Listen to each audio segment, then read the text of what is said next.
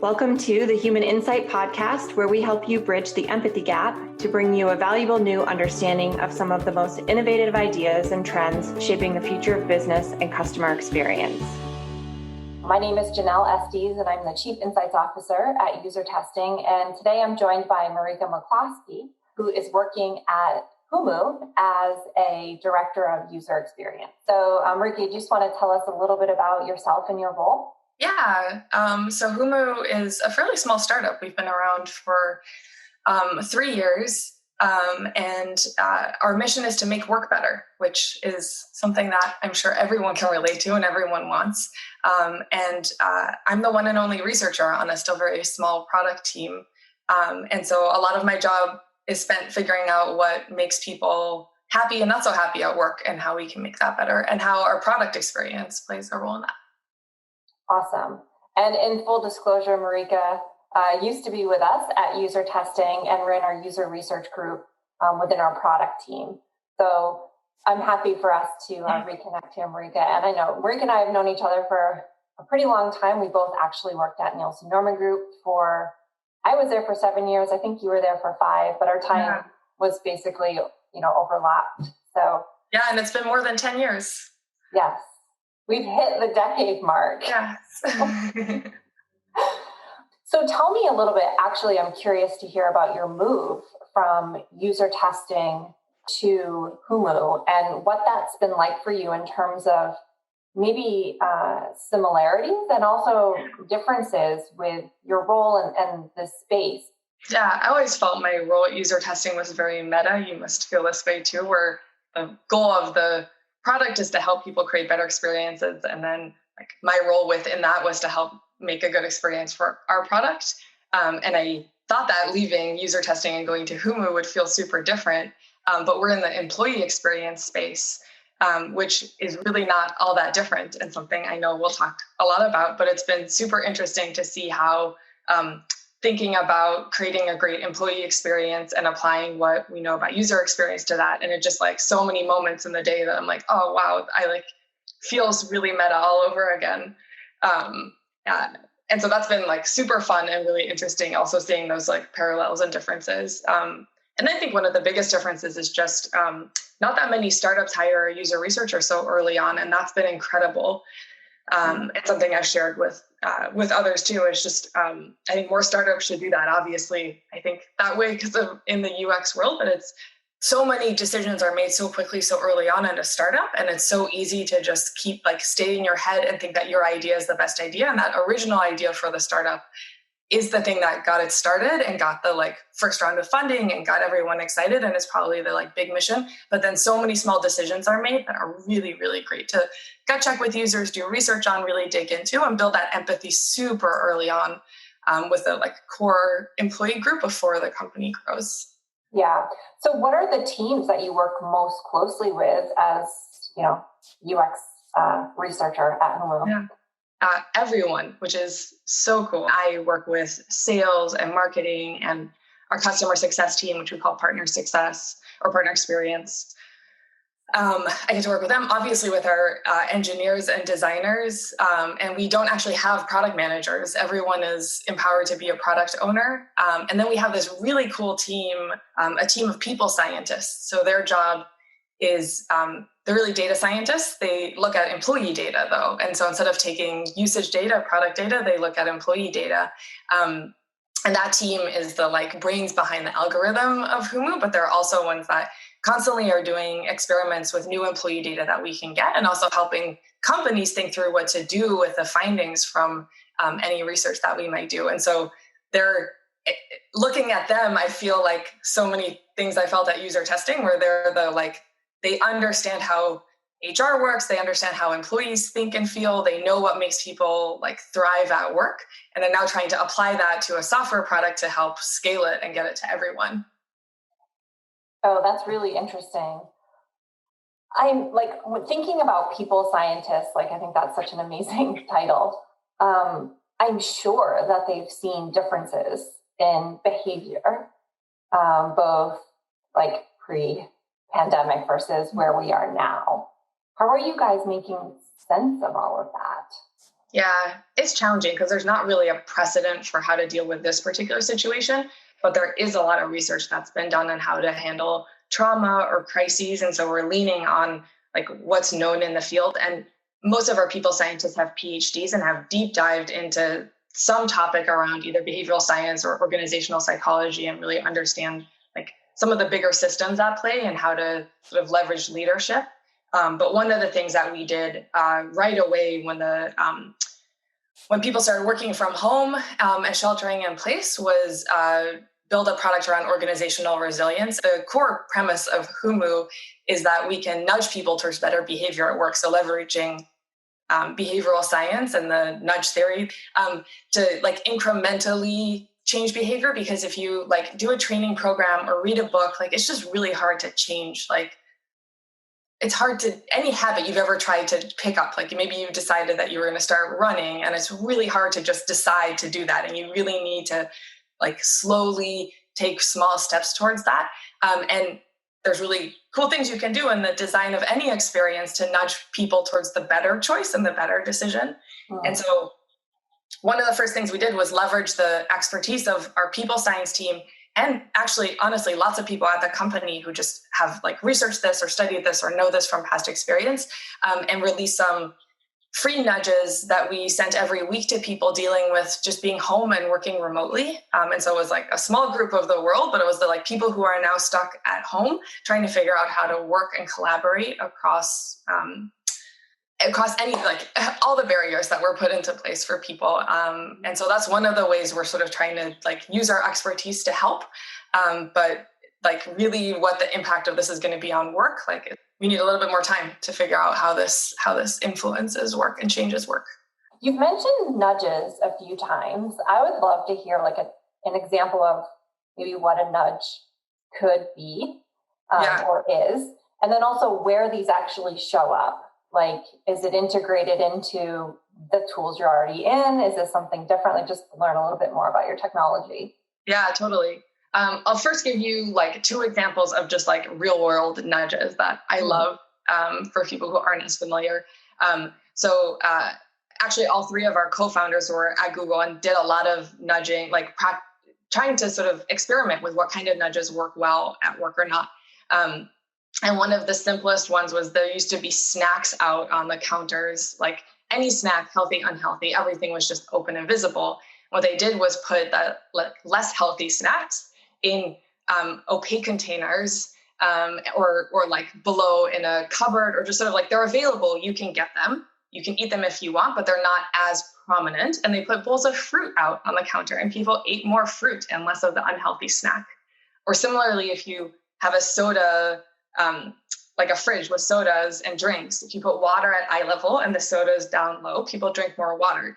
And it's one that like the core to this is that you don't actually take people's choice away, but that you just like help them make a better decision. But if they want it, if you really want a Coke, like it's there, you can have it, but it's not at eye level. And there's some really great examples like this for like form design. Like if you want people to pick a certain example, like you don't, just like a smart default goes so far. And I know that everyone in the UX space has thought about this a lot, but like actively having people opt out is really, really different than like asking them to click something. And so that's a nudge right there. So for us, nudges show up where people communicate and where they work, which actually, much to lots of people's surprise, is still email. Like that's where everyone's in email. It's not like we push it to you. You can get to it when you want. You can find the nudges back later. But Slack is another place that people show up. But we also have lots of customers that don't work, companies that don't have like traditional like tech workers with like a ton of flexibility. So we also work with people in call centers who still use email, but at like certain times, and it's not as prominent as maybe for you and me. And then this is something that like the sky's the limit in where we can nudge. So one of my favorite nudges at Humu, we have several series that are really good, like reminders before a meeting or before a big event, especially. So we have very different nudges for leaders or managers than we do for ICs. And one of the ones that is, all of our nudges are based in research and what we know about how people make decisions and how people act at work. And this one is about recognition and things like awards or trophies, and that it's actually most effective if not everyone gets an award, and that actually making it somewhat exclusive and singling people out makes the award feel more special, but then obviously marrying that with not making it too elusive, not something that not everyone can get. So everyone has to be able to strive for it and get it. But I know it's common, like lots of people give awards to everyone, or it's like, let's recognize everyone, even not in like an award setting, but even in a meeting where you're like recognizing or thanking someone, that instead of thanking everyone because you think you have to be fair, that actually singling someone out is more beneficial than thanking everyone. So that's an example. That's something that we might nudge a manager before a meeting or before some big team event, or really anytime as just a reminder, like this is good to know. And some of our nudges are more obvious than that, and things that maybe you know and do already that are just like a good reminder to like, oh yeah, I like know that that's true, but I don't do it all the time. Like letting other people speak, just like taking a moment to not talk and like in a meeting, let other people like listen before you say something is just a really good reminder for everyone. And that's an example of a nudge as well. Yeah. Oh, that's really interesting. So it's kind of influencing behavior almost in the moment, or right around the moment. Yeah. It's interesting because we've talked for a long time around how the employee experience itself is, the way you design for that is very similar to how you design for just general user experience. I think now you're also seeing more companies kind of waking up to the importance of employee experience. You're seeing products built around it, including Humu, but even I think of Qualtrics, for example, that has their employee experience solution. So, like, in your opinion, how does employee experience compare to user experience in terms of where it is in its maturity? And perhaps, if you believe that it's lower maturity than user experience, which I'm guessing you might, what are some things that employee experience could kind of borrow from user experience? Yeah. I have so many thoughts on this one. And you're totally right that this space is booming, and it's called HR tech. And there's tons and tons of new products hitting the market, companies realizing that they can help HR, help really companies as a whole and the whole leadership team, help really create incredible employee experiences. I think the thing that struck me pretty early on switching to Humu, and like you said, we've talked about this before, and how like user testing can be used to understand and research the employee experience and make work better for people. But the metrics are even similar. So if you think of creating a great product, you want people to be engaged and you want to keep your users, B2B or B2C products. And so engagement and retention are huge, which are also the same metrics that like a CEO cares about and a head of HR cares about for the company. Like you want employees engaged and showing up to work. How that manifests and what you measure is obviously different, but engagement is such a huge piece. And then retention is too.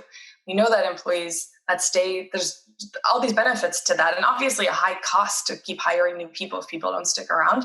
And the same with users. If you keep losing, if you can attract users, but you can't keep them, that's a big problem. And so once I realized how similar those metrics were, I started seeing many, many more situations where actually like applying everything we know about user-centered design would help HR so much. And I'm not the first one to say this, like there are more people who see this, but generally, I still feel like that, especially HR, it's totally transforming. And the CEO of Humu is Laszlo Bock, who was the head of HR at Google for many years. And he is one of the people who's helped transform HR somewhat by starting this people science function to really look at quant data. And I think actually one of the things still missing, and it's easy to say as a qualitative researcher, but trying to marry that, like what do we see at scale about employees and what's happening maybe from an engagement survey or maybe from retention numbers, but then marrying that with some qualitative research to really understand why. And that's one of the places where I feel like the employee experience space is still lacking. Yeah. what do you see in terms of maybe some of your customers who might be doing a better job than others? Like, what are best practices for marrying qualitative and quantitative research? Yeah, and I'm sure this is one of the reasons it's not done as much, but there are people constantly trying to find out how people are feeling and doing. There are probably already existing groups that might be willing to share sort of in aggregate what's happening. But I know that some of our customers, one in particular, I'm thinking of a financial company where they conduct focus groups, they have sort of open office hours to talk about stuff, and they, based on the quantitative data that they get from an engagement survey, they're actually very data focused HR group. Any data they have on productivity, on like retention numbers, promotion numbers, they then try to answer that question, not just based on their own hypotheses, and they try to dig in. Talking to leaders can help. I think employee resource groups are a great source for that. Sort of this is what we're seeing in the data. Like maybe you can help us understand why or understand what that is, and leveraging people in the company who can help you understand what's going on, and sort of like as a liaison. Like HR is obviously strapped and there's so much to do. We also think of HR as very tactical, like just there's like tasks they have to do versus really trying to like understand the experience and make the experience better. And I think once we start thinking of HR that way, leveraging just the existing teams at the company can help so much too. Like I think a design team would be a great team to help think through that problem. Like at our company, what would it look like to, like, how do we apply design thinking to the problem? Like we don't want any one employee to feel put on the spot, but we want to understand why this is happening and what people are feeling, and come up with a creative solution that works for your company. I have found that the most non-threatening way to get people to talk about work. And what I do a lot is present like a user journey, really just a user journey. A lot of what I do ends up being the journey of the Humu program and what it's like to sort of start using Humu and being nudged by Humu. But it becomes about that experience. And then you can place the user, or the employee in this case, can place themselves in that experience and describe sort of what that was like for them, versus it having to be a one-on-one conversation that can feel really that can be just hard to talk about at work, versus if you think about just like experience in general. And one of the things that I would encourage people in HR to do that you and I have done a lot, just thinking about the user experience, is thinking beyond just your product. And so in the employee experience space, that's thinking beyond just work at that company. And so a very easy way to start this is to have conversations about how people ended up working at your company and sort of what their trajectory has been. But even when they think about their career, sort of what role does working at your company now play in their whole career? They're going to be an employee for many, many years, hopefully for a long time at your company. I think that's another place where we've done a better job sort of distancing ourselves when we think about, especially the user experience of one digital touch point, and we think about the customer experience. They're interacting with their company in so many different places and times, but they're also doing all this other stuff, and they're actually spending way more time in other places and other interacting with other companies and other products and other things than just at yours. And so that's another way to get people to open up and talk that is maybe less specific about work or incidents that happened at work. Yeah, that makes a lot of sense. So in terms of employee experience, and again, similar to user experience, there's, poster children that stand out as providing great user experiences. And I'm sure there are companies that stand out as providing great employee experiences. What would you say, what advice would you give to companies who are exploring, optimizing or improving their employee experience? How can they kind of push the boundaries or even follow some best practices that you've seen? Yeah. Sephora comes to mind because they did something really cool where they actually applied exactly the same strategy to to improving their customer experience as their employee experience. But even just deciding that actually all the same principles and tools and the same process can be applied to both, and is so important. And there's many, many research studies that have shown that improving the employee experience actually improves the customer experience. Yeah. Because if you have happy employees, it's much easier for them to support and help customers, but also feel like they want to build something good and they're more creative. And there's just all these benefits to having a good employee experience that ends up also showing up for the customer. I think when I saw that Sephora applied the exact same principle, and one of the like really cool things that they're doing that many other companies aren't, partly because the right tooling's not there, but is personalization. Like the way we think about personalization in the customer experience, especially in the digital world, anything we know about this customer, we can like, targeting ads is obviously is an obvious example of that. But anything else, like past history in our product, what we know about them, like where they are in the world. And we don't do that yet for the employee experience. I was actually just talking to a colleague yesterday about this particular topic of personalization. And she had a great suggestion, even just like pushing the boundaries on benefits that are provided. And there are some companies starting to do this, but if you could totally personalize what maybe someone wants to pay off a student loan and someone else would help with benefits. Retirement is good for everyone, but just a balance in like, maybe it's childcare, maybe it's mortgage. Like there's just different things that matter to different people depending on where they are in life, in their career, in like geographically in the world. And that a little bit of customization would go a really long way to feel like the company cares. And it's just really hard to do at scale because you need the data, you need to collect the data in order to do it. And then there's not that many tools that do that. And this is one of the things we're trying to crack with Humu and how we nudge people is to take that context into consideration. So not just how you feel about work, but also like where you are in the hierarchy. If anything big has happened to you recently, like have you gotten a promotion, then maybe you need different kind of nudges to help make you like the most productive and the most innovative and the most creative. And then you have your own personal goals that you're working on. And this is one that could totally transform how people feel at work and work. Yeah, absolutely. We've been doing a little bit of work at UserTesting around understanding the employee experience. A couple different use cases. One is really just pulsing people to try to understand kind of where they're at with the whole work from home, environment these days. So kind of trying to understand how they're currently doing and what the company could do to support them. So those are templates that are available for our customers to use to pulse their own employees. And then we also have another template available to our customers to understand what their employees think about returning to the workplace and the things that they would need to feel safe and comfortable coming back. So some really interesting kind of qualitative human takes on, around the whole notion of going back to a workplace. We did a little bit of our own independent research. We actually recruited 20 people who have been working from home in the United States due to the pandemic, and then 20 people who are also working from home due to the pandemic in the UK. And what was fascinating for me was we asked people as part of the study, if you had an option to continue working from home post-pandemic, would you be interested in doing so?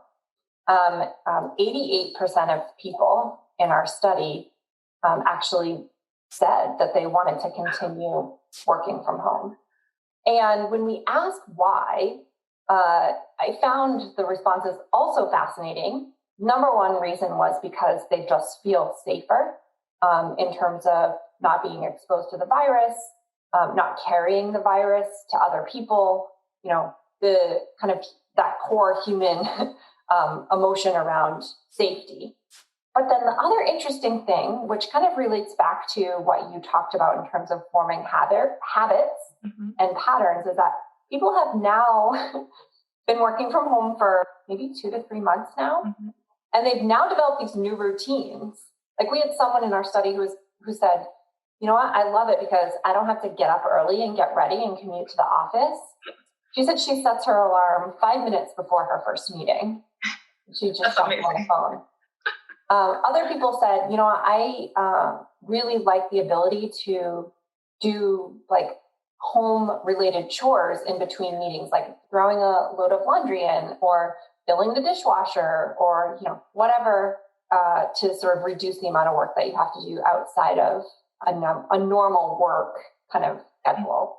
So I think that that's interesting. And I was wondering how that might have implications for the employee experience. Totally. Yeah. And this is like yet another one of those meta situations. Like we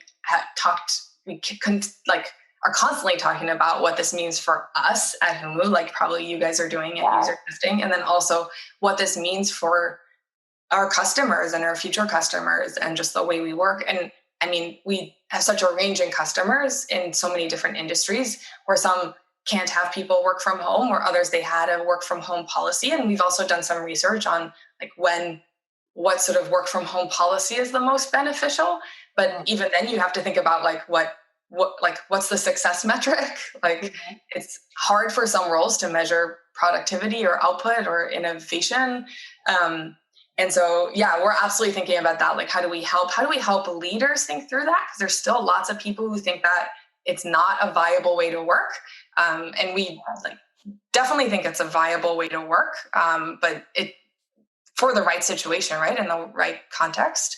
I think it's so interesting that from that research, you also learned that the first, some of the top answers were actually still about the virus, even though it's sort of the in a life after. And it's just hard for people to realize what that's going to be like. And so I've actually been really hesitant to do too much research. Like there's some things you can research now about how people feel now, but I feel like even that question to think about remote work after, I'm trying not to put too much emphasis on what people feel now and how they think now and what that is actually going to mean a year from now or 2 years from now, or really maybe 5 years from now. Once we have this under control and we sort of moved on, I really do think this is going to change a lot. And I'm in the Bay Area. And so there's lots of companies as have been in the news that you might know about that have decided already that people can work from home for the rest of the year or for indefinitely.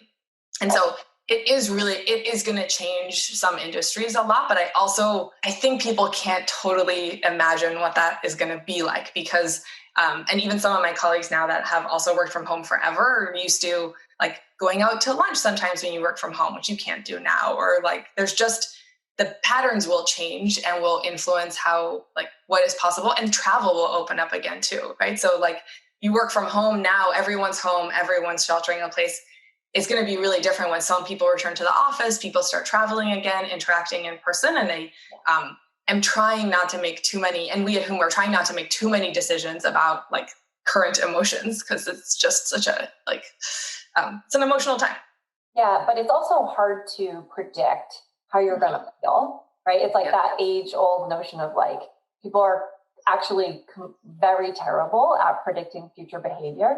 And I think even more so when we're in sort of a heightened state of distress. Yeah. Really. Yeah. But this research sounds incredible to apply, even just to find out what your employees need now from you. What questions do they have? What are they concerned about? What are they thinking about that they maybe don't feel like there's resources for? You can also start opening up the conversation. And I think that's a huge one. So even if you're not making plans to how are we going to work remotely for the next 20 years? How do you at least what should the working group look like that's exploring it as in some ways an outlet, but also it's good to probably think about there are really going to be people who will want to be remote forever. And that's good to know. It's good to know if your employees are feeling that and thinking that. And it's also good, when we think of good employee experience design, you want to understand what people's concerns are, their fears, and do what you can to sort of mitigate those. We asked people as part of the study, what are some recommendations you might have, or even what are you concerned about? We learned, the safety concerns, absolutely. But there were interesting suggestions in the research, which again, you can't always take every suggestion that a user or employee tells you and apply it, right? You have to sort of read between the lines sometimes.